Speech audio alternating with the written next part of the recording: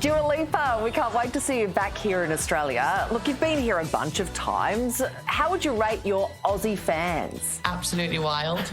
And I just love coming back every time because the energy is so infectious. We put on extra shows, so it's going to be a really, really fun time. I'm super grateful and, yeah, just so happy.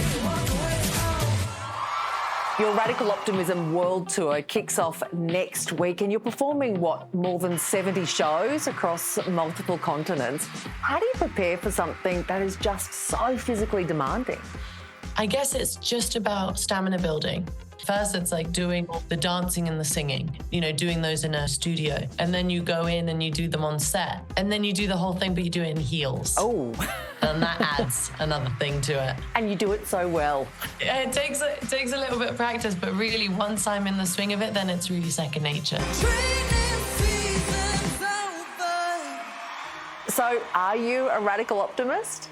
Yeah, I'm a huge radical optimist.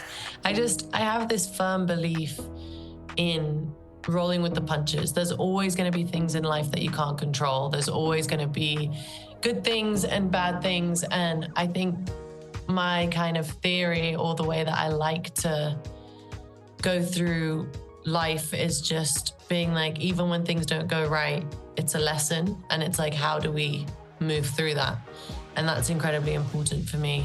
Well, you've got a lot to be radically optimistic about. You've got a brand new album, performed on SNL. Your film clip Houdini won Best Choreo at the VMAs. That really must have felt like a big F you to all those internet haters who trolled you for your dance moves once upon a time. You know what? I try not to even think about that anymore because I feel like so much time has passed since then and so much work has been done. But it's really a beautiful award to get and to feel so, I guess, accomplished in a way and confident, for me to be able to have done a whole music video, just me on my own, and having that confidence to do that. It took a little while to get there, so I'm very, very happy. Catch me or go Houdini. We've got to talk about Glastonbury. You performed on the Pyramid stage. You headlined in front of 100,000 people. What was that like? It was unbelievable. I mean, it was such an emotional roller coaster just for months on end. Something that I dreamt about my whole life was about to come true. And so that kind of feeling was bittersweet in a way, because it was like, okay, we're just getting closer and closer to this moment that I've dreamt about my whole life. And soon it's going to be over. So I need to make sure that I'm going to make the most of it and enjoy it and try and lock in as many core memories as I can in that one performance, and make sure that I soak in that moment and I look out into the crowd and I try and get like a good snapshot of what I was seeing.